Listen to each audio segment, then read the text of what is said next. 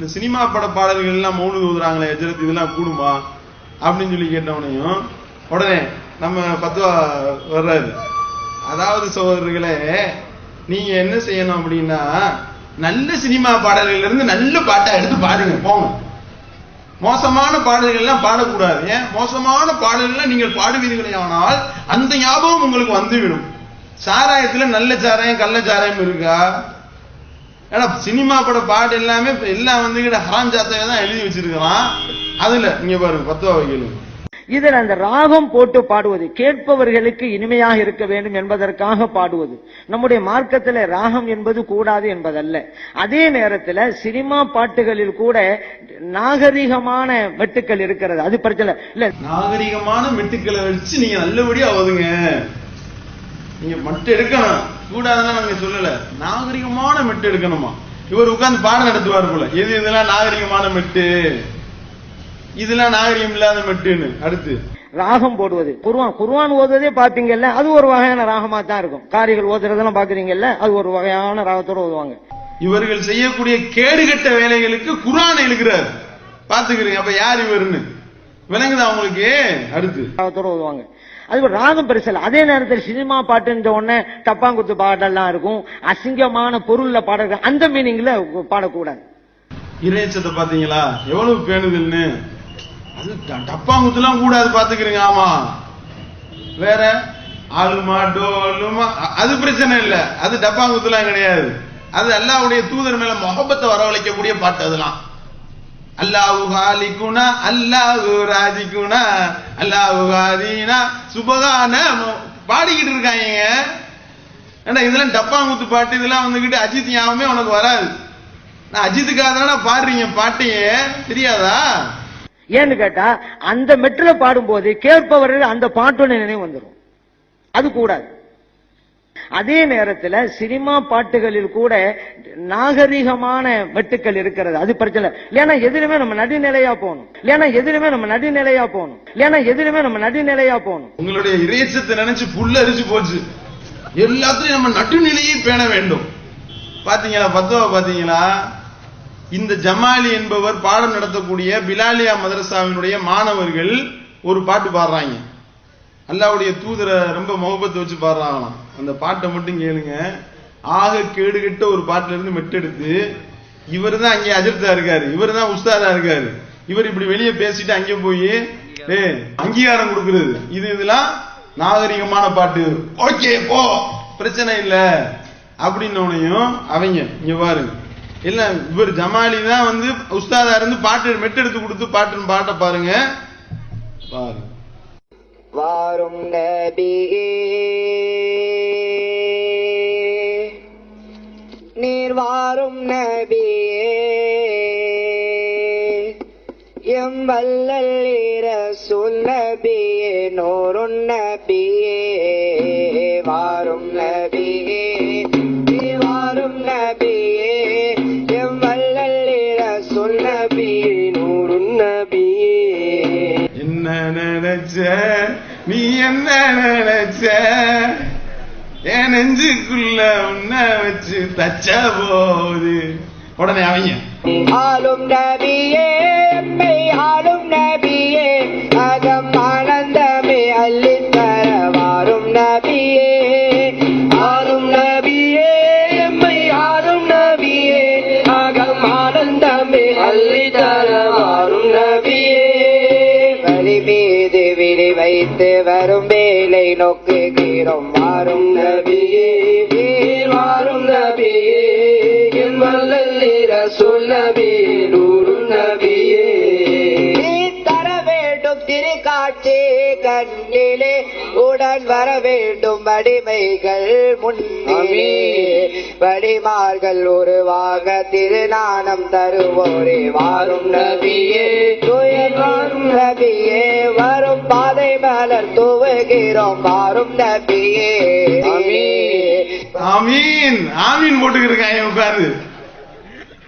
அஹமதும் நீரே முஹம்மதும் நீரே அல்லாஹ்வின் முகமதும் நீரே அகமதும் நீரே மெத்தைக்கு மேல உன்னோட கேடுகட்ட பாட்டை பாடிக்கிட்டு என்னது நடுநிலையா பேண வேண்டும் நம்ம. இல்லைன்னா எதிலுமே நம்ம நடுநிலையா போகணும். இல்லைன்னா எதிலுமே நம்ம நடுநிலையா போகணும். இல்லைன்னா எதிலுமே நம்ம நடுநிலையா போகணும். நல்லா பேணுனீங்க நீங்க. இந்த உங்களை மாதிரிலாம் நடுநிலை எவனாலும் பேண முடியாது. இதான் நடுநிலையை பேர் வச்சு நம்ம பாருங்க. கடைசியில பாத்தீங்கன்னா செலவாத்து சொல்லி முடிக்கிறாங்க பாட்டை. பெரிய கொடுமை அது, கொடுமையினையும் கொடுமை அது. இங்க பாருங்க. வாரும் நபியே நீ வாரும் நபியே எம் வல்லல்லி ரசூல் நபியே நூருன் நபியே ஸல்லு வஸல்லிமு அலன் நபி அல்லாஹும்ம ஸல்லி வஸல்லிம் வபாரிக் அலைஹி. பாத்துக்கிறீங்க, இதுதான் வந்து இறையச்சத்தை பேணக்கூடிய லட்சணம். எல்லாம் காசு தானங்க, வேற என்னங்க. அடுத்து பாத்தீங்கன்னா மீலாடி நபின்னு கொண்டாடினாங்கல்ல, என்ன கொண்டாடிட்டு இருக்காங்க நீங்க நினைக்கிறீங்க? மீலாடி நபின்ற பேர்ல எது அவங்களுடைய உற்சாக விழான்னு தெரியுமா? குத்தாட்டம் போடுறதுதான் உற்சாக விழா. அடுத்த ஆதாரம் வருது பாருங்க, தெரியுதா? எப்படி டான்ஸ், டப்பா டான்ஸ் பாருங்க. என்னன்னு கேட்டா, அல்லாஹ்வுடைய தூதரை நாங்கள் நேசிக்கிறோம், எங்களுடைய உயிரை விட மேலாக நேசிக்கிறோம், நாங்கள் நேசிக்கக்கூடியவர்கள், அதனால இப்படிலாம் நாங்க டப்பா குத்து டான்ஸ் ஆடுவோம். பாருங்க, இங்க பாருங்க, ஆடிய பாருங்க, ஸ்டெப்ப பாருங்க. ஜமாலி இங்க பேசிட்டு போனார்ல, அங்க போய் இந்த டப்பா குத்து டான்ஸுக்கு தான் தலைமை இருக்க தான் போயிருக்காரு. இப்படி தலப்பாயும் தொப்பியும் போட்டு வச்சுக்கிட்டு இப்படி டான்ஸ் ஆடுறதுக்கு ரசூல் ஸல்லல்லாஹு அலைஹி வஸல்லம் சொன்னாங்க. அல்லாஹ்வுடைய தூதரை உசுரை விட மேல நேசிக்கிறதுனுடைய அந்த இதை பாருங்க. என்ன மாதிரிலாம் அசிங்கங்களை செய்து கொண்டு கேட்டா நாங்க ரசூல் ஸல்லல்லாஹு அலைஹி வஸல்லத்தை நேசிக்கிறோம்.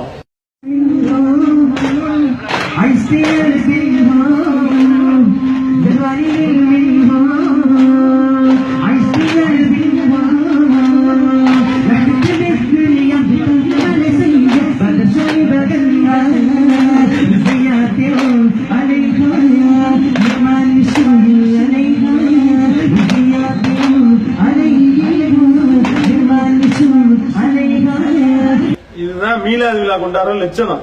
பாத்துக்கிறீங்க, இப்படி டப்பா குத்து டான்ஸ் ஆடுறதுதான் மீலாது விழா கொண்டாடுறதா? விளக்கம் சொல்லுங்க. கோட்டப்பட்டினத்திலையும் அடுத்து ட்ரைனிங் கொடுத்தாலும் ஆச்சரியப்படுறதுக்கு இல்ல. அடுத்து பாருங்க, இவங்க திக்குன்ற பேர்ல வச்சிருக்கிறது எல்லாமே டான்ஸ் தான் டோட்டலா.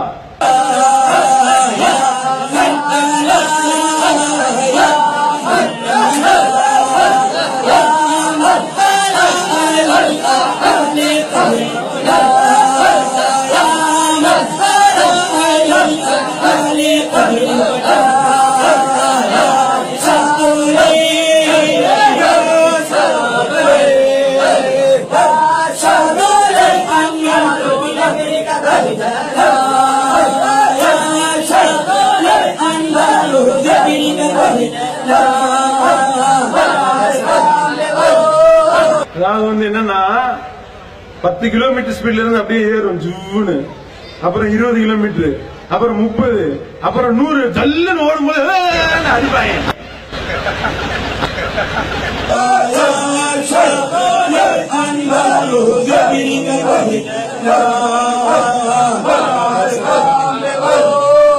இதுல ஒரு வயசான பெரியவர் நிக்கிறார் பாருங்க, அவருக்கு ஒழுங்கா அல்லாஹ்வுடைய தூதரை நேசிக்க தெரியல, ஒழுங்கா நேசிக்கல, ரிஜெக்டட், ஊர் நீக்கம் பண்ணிடுவோம் உங்களை நாங்க ஜனாசா அடக்கம் பண்ண விட மாட்டோம். அந்த முதியவருக்கு நோட் பண்ணி வச்சுக்கிறீங்க.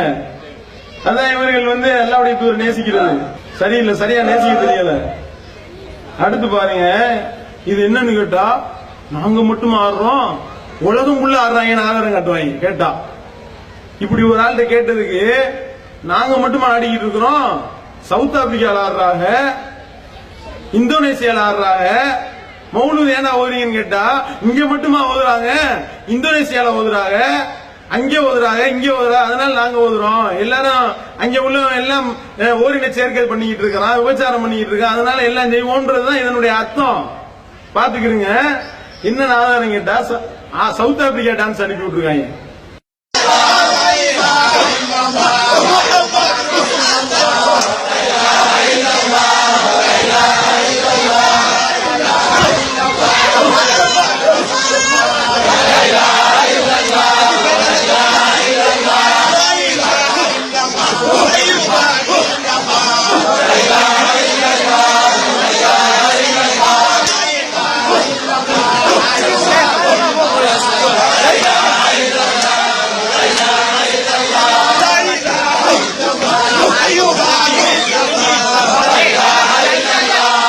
யோசனை பண்ணுங்க. இதுதான் அல்லாஹ்வுடைய தூதரை நேசிக்கிறதாங்க? இப்படித்தான் திக்ரு செய்ய சொன்னாங்களா ரசூல் ஸல்லல்லாஹு அலைஹி வஸல்லம்? இந்த பரலவி கூட்டம், ஜமாலி தலைமையிலான பரலவி கூட்டம் போட்டு ஆட்டம் தெரியுமா? இந்த மாதிரி ஆட்டம் போடுறதுதான் அல்லாஹ்வுடைய தூதரை நேசிக்கிறதா? இப்ப சொல்லுங்க, யாரு யூத கைக்கூலி? இதை விட மோசமா ஆடுற ஆட்டம்லாம் இருக்கு. அதை ஒரு பார்வை பாருங்க.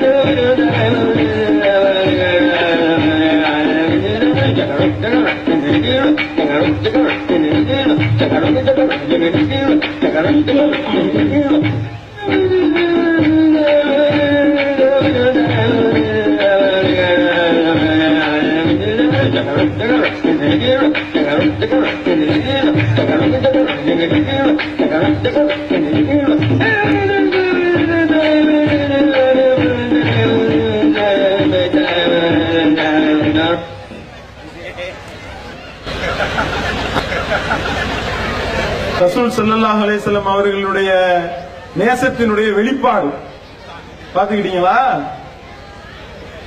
நாளைக்கு வரக்கூடிய காலத்தை இதெல்லாம் எதுக்கலன்னு வைங்க, கோட்டப்பட்டத்துல இந்த மாதிரி டான்ஸ் ஆட விட்டா கூட ஆச்சரியப்படுறதுக்கு இல்ல. ஏன்? மீலாது விழா கொண்டாடிட்டு போயிருக்காரு. மீலாது விழா கொண்டாடின இவருடைய தலைமையில் நடந்த மீலாது விழா நிகழ்ச்சி, காந்தல் ஊட்டியில் நடந்த நிகழ்ச்சி, இவருடைய தலைமையில மீலாது விழா. அதுல உள்ள டான்ஸ மட்டும் பாருங்க. அவ்வளவு ஒரு ராகத்தோட குத்தாட்டம் போட்டு இடையில அப்படி போடு அப்படின்னு இடையில கேளுங்க.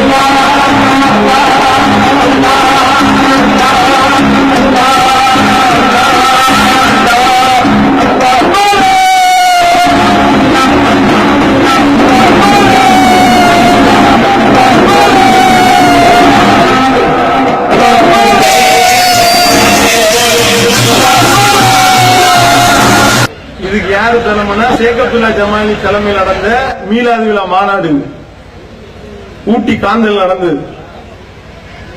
வேற என்ன செய்ய சொல்றீங்க? இதெல்லாம் கூடாதுன்னு சொல்லி பேசினா உங்களுக்கு கோபம் வருது, கூட்டம் போடக்கூடாதுன்றீங்க, நிகழ்ச்சி நடத்தக்கூடாதுன்னு கம்ப்ளைண்ட் பண்றீங்க. நீங்க கொடுத்த கம்ப்ளைண்ட் கேட்டு போலீஸ் வந்து வேணாம் வேணாம் அப்படின்றாங்க. அடிச்சு கேட்டான்னு சொல்ல மாட்டோம்ன்றாங்க. யார் சொன்னாங்க, யாரு கம்ப்ளைண்ட் கொடுத்தாங்க மட்டும் நாங்க சொல்லவே மாட்டோம், அடிச்சு கேட்டாலும் சொல்லிடாதன்ட்டாங்க அப்படின்ற மாதிரி. ஏன் இந்த நடுக்கம்? இப்ப விளங்குதா உங்களுக்கு? இப்படி எல்லாம் போட்டு மக்கள் மத்தியில் அம்பலப்படுத்தினா அடுத்து ஒரு போற ஊர்ல கூடுவாங்களா? வேணாம் தாவும், நீ லட்சம் அல்லாஹ்வுடைய தூதரை நேசிக்கிற லட்சம் தெரியும் எங்களுக்கு என்று விரட்டுவார்களா இல்லையா? அல்லாஹ்வுடைய தூதர் மேல எத்தனை பொய், எத்தனை அவதூறுகள். அல்லாஹ்வுடைய தூதர் சொன்ன ஹதீஸ்ல மேல உள்ள வரி எடுக்கிறது, கீழே உள்ளதை வெட்டுறது. ரசூல் ஸல்லல்லாஹு அலைஹி வஸல்லம் அவர்கள் எதை கண்டித்து பேசினார்களோ அதை ஆதரித்து பேசுவது, அதுக்கு அல்லாஹ்வுடைய தூதரையே சாட்சியாக்குவது. அல்லாஹ்வுடைய தூதர் என்ன எச்சரிக்கிறாங்க? யார் நான் சொல்லாத ஒரு விஷயத்தை என் பேரால இட்டு கட்டுகின்றான் அவன் தன்னுடைய இருப்பிடத்தை நரகத்தில் ஆக்கிக் கொள்ளட்டும் என்று அல்லாஹ்வுடைய தூதர் அவர்கள் எச்சரிக்கின்றார்கள்.